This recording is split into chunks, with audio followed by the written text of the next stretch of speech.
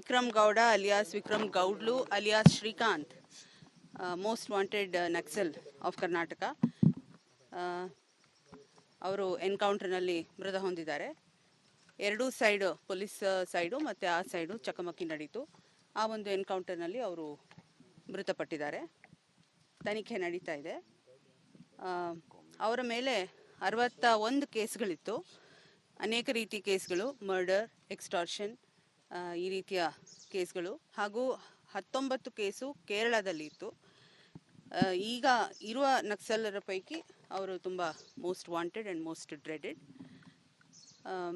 ಈ ಒಂದು ಕಾರ್ಯಾಚರಣೆಯನ್ನು ನಮ್ಮ ಆ್ಯಂಟಿ ನಕ್ಸಲ್ ಫೋರ್ಸ್ ಏನು ISD ಇದೆ, ಇಂಟರ್ನಲ್ ಸೆಕ್ಯೂರಿಟಿ ಡಿವಿಷನ್, ಅದರ ಅಂಡರ್ ಬರುವ ಆ್ಯಂಟಿ ನಕ್ಸಲ್ ಫೋರ್ಸ್ ನಡೆಸಿದೆ.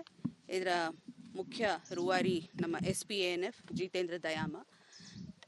ಈ ಒಂದು ಕಾರ್ಯಾಚರಣೆಗೆ ನಾವು ಒಂದು 10 ದಿನಗಳಿಂದ ಸತತವಾಗಿ ಕಂಟಿನ್ಯೂಸ್ ಆಗಿ ಫಾರೆಸ್ಟಲ್ಲಿ ಕೂಂಬಿಂಗ್ ಆಪರೇಷನ್ ನಡೆಸಿದ್ವಿ. 10th ನವೆಂಬರ್ನಿಂದ ಕಂಟಿನ್ಯೂಸ್ ಪ್ರಯತ್ನ ಜಾರಿ ಇಟ್ಟಿದ್ವಿ. ಮಾಹಿತಿ ಇತ್ತು, ಮಾಹಿತಿ ಕಲೆಕ್ಟ್ ಮಾಡಿದ್ವಿ, ಅದು ಫಲ ಕೊಟ್ಟಿದೆ. ನಮ್ಮ ISD DGP ಅವರಾದ ಪ್ರಣಬ್ ಮೊಹಂತಿ ಸರ್ ಕೂಡ ಮೊನ್ನೆ ತನಕ ಒಂದು ಫಾರೆಸ್ಟಲ್ಲಿ ಕೂಂಬಿಂಗ್ ಆಪರೇಷನಲ್ಲಿ ಭಾಗವಹಿಸಿ ಇನ್ಸ್ಟ್ರಕ್ಷನ್ಸ್ ಕೊಟ್ಟು ಹೋಗಿರ್ತಾರೆ. ಸೊ ಒಟ್ಟಾರೆ ಇದು ಅಫ್ಕೋರ್ಸ್ ಈ ಸತತವಾಗಿ ಏನು ಇಷ್ಟು ತಿಂಗಳು ನಡೀತಾ ಇದೆ, ಇಂಟೆಲಿಜೆನ್ಸ್ ಶೇರ್ ಮಾಡೋದಿರ್ಬೋದು ಅಥವಾ ಆಪರೇಷನ್ಗೆ ಸಹಯೋಗ, district police, Udupi district SP, western range IG ಅವ್ರದ್ದು ಕೂಡ ಸಹಯೋಗ ಭಾಳ ಇದೆ. ಒಟ್ಟು ಇದು ಒಂದು I can say it's A good feather, it's A feather in the cap of ANF. 2005 ಮೇನಲ್ಲಿ ಏನು ಸ್ಥಾಪಿಸಲಾಯಿತು. ಆ ನಂತರ ಇದು 4ನೇ ಎನ್ಕೌಂಟರ್ ANFದು. ಸೊ ವಿಕ್ರಮ್ ಗೌಡ್ರ ನಂತರ ಒಂದು 5-6 ಜನ ಇದ್ದಾರೆ. ಬಟ್ ಅವರು ಯಾವ ರೀತಿ ಮುಂದೆ ರೆಸ್ಪಾನ್ಸ್ ಮಾಡ್ತಾರೆ ಅನ್ನೋದನ್ನು ಕಾದು ನೋಡಬೇಕಿದೆ. ನಾವು ನಮ್ಮ ಕೂಂಬಿಂಗ್ ಆಪರೇಷನ್ ಇನ್ನೂ ಸತತವಾಗಿ ಜಾರಿ ಇಟ್ಟಿದ್ದೀವಿ. ಈ ಆಪರೇಷನ್ಗೆ ಬೆಂಗಳೂರಿನಿಂದ KSISF ಇಂದ 75 ಜನ ಮೆನ್ ಆ್ಯಂಡ್ ಆಫೀಸರ್ಸ್ ಬಂದಿದ್ದರು.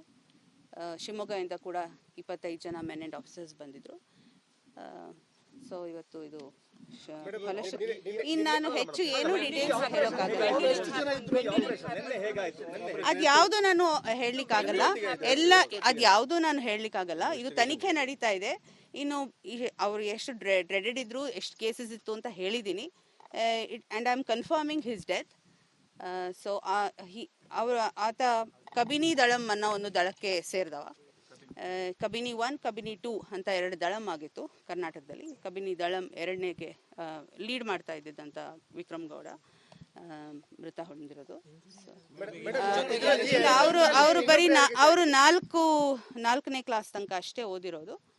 And he is 46 years old, he's about 46 years old, and he's native of Karkala taluk. ಮತ್ತು ಇದು ನಡೆದಿರೋದು ಪಿತ್ತುಬೈಲಲ್ಲಿ ಈ ಕಾರ್ಯಾಚರಣೆ. ಇಷ್ಟು ಇಲ್ಲದೆ ನಾನು ಇನ್ನೇನು ಹೇಳೋಕ್ಕಾಗಲ್ಲ. ಅದೇನು ನಾನು ಡೈವರ್ಜ್ ಮಾಡೋಕ್ಕಾಗಲ್ಲ. ತನಿಖೆ ಎಲ್ಲ ನಡೀತಾ ಇದೆ. ಆ್ಯಂಡ್ ಜಿತೇಂದ್ರ ದಯಾಮ ಅವರು ಆಪರೇಷನ್ ಲೀಡ್ ಮಾಡಿದ್ದಾರೆ. ಆ್ಯಂಡ್ ಸೀನಿಯರ್ ಆಫೀಸರ್ಸ್ ಅದಕ್ಕೆ ಸಪೋರ್ಟ್ ಮಾಡಿದ್ದಾರೆ. No, all those details I can only say after investigation gets completed. Everything will, ಯಾವುದು ನಾನು ಈ ಸ್ಟೇಜಲ್ಲಿ ಹೇಳೋಕ್ಕಾಗಲ್ಲ. ಇವಾಗ ಇನ್ನು ನಾವು ಜುಡಿಷಿಯಲ್ ಇನ್ಕ್ವೆಸ್ಟ್ ನಡಿಬೇಕಾಗ್ತದೆ, ಇನ್ನು ಕಾರ್ಯವಾಹಿ ನಡಿಬೇಕಾಗ್ತದೆ. ಸೊ ತನಿಖೆ ಇನ್ನು ಮುಂದೆ, ಈಗ ನಾನು ಯಾವುದು ಅದು ಡೈವರ್ಜ್ ಮಾಡೋಕ್ಕಾಗಲ್ಲ. ಇಷ್ಟು ಮಾತ್ರ ಸತ್ಯ, Vikram Gowda is dead. Combing ಮುಂದುವರೆದಿದೆ ತ್ವರಿತಗತಿಯಲ್ಲಿ. ಅದು ನಾವು ಇನ್ಫಾರ್ಮೇಶನ್ ಹೇಳ್ಬಿಟ್ರೆ ಅವರು ನೋಡ್ಕೊಂಡು ಮತ್ತೆ ಅಲರ್ಟ್ ಆಗ್ತಾರೆ. ಅದು ಹೇಳಲಿಕ್ಕಾಗಲ್ಲ. No, that is again part of our internal input. So internal ಅದು ಹೇಳಲಿಕ್ಕಾಗಲ್ಲ, ಡೈವರ್ಜ್ ಮಾಡ್ಲಿಕ್ಕಾಗಲ್ಲ. Thank you. KMC ಅಲ್ಲಿ ಮಾಡಿಸ್ತೀವಿ, ಮಣಿಪಾಲಲ್ಲಿ ಜುಡಿಷಿಯಲ್ ಇನ್ಕ್ವೆಸ್ಟ್ ಆಗ್ತದೆ. ಇನ್ಫಾರ್ಮ್ ಆಗಿದೆ ಫ್ಯಾಮಿಲಿಗೆ. ಹೌದು, ಇನ್ಕ್ವೆಸ್ಟ್ ಆದಮೇಲೆ ಹ್ಯಾಂಡ್ ಓವರ್ ಮಾಡ್ತೀವಿ. Thank you.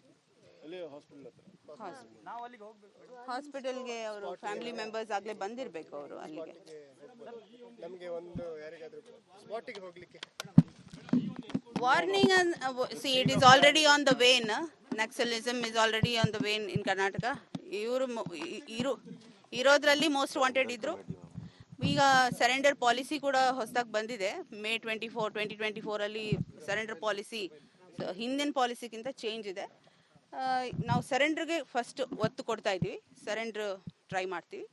ಆದ್ರೆ ಇಲ್ಲಿ ಎನ್ಕೌಂಟರ್ ಆದಾಗ ಸರೆಂಡರ್ಗೆ ಅವರು ಆಗಿದ್ರೆ ಅಥವಾ ಇಲ್ಲ, ಏನು ಕಾರ್ಯವಾಹಿ ಮಾಡಬೇಕು ಆ ರೀತಿನೇ ನಾವು ವಾರ್ನಿಂಗ್ ಕೊಟ್ಟಿದ್ದೀವಿ. ಅವರು ವಾರ್ನಿಂಗಿಗೆ ಬಗ್ಗಿಲ್ಲ.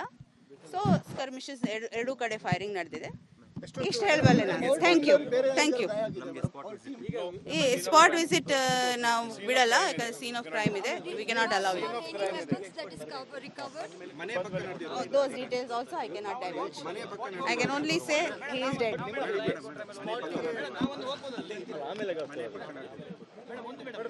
ಪಿತ್ತು ಬೈಲು ಅಲ್ಲಿ ನಡೆದಿದೆ. ಪಿತ್ತು ಬೈಲಲ್ಲಿ ನಡೆದಿದೆ.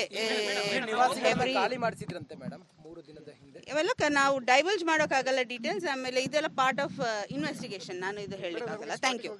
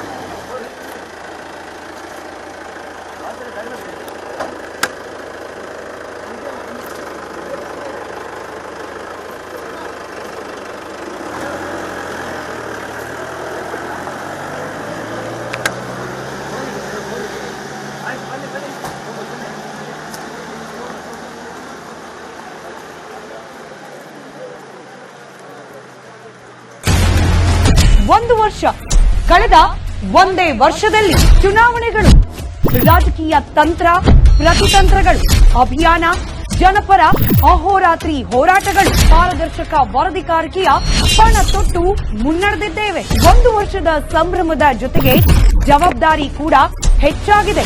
ಮತ್ತಷ್ಟು ಮುನ್ನುಗ್ಗಿ ಜನಪರ ನಿಲ್ಲುವ ಉತ್ಸಾಹ ಕೂಡ ಹೆಚ್ಚಿದೆ.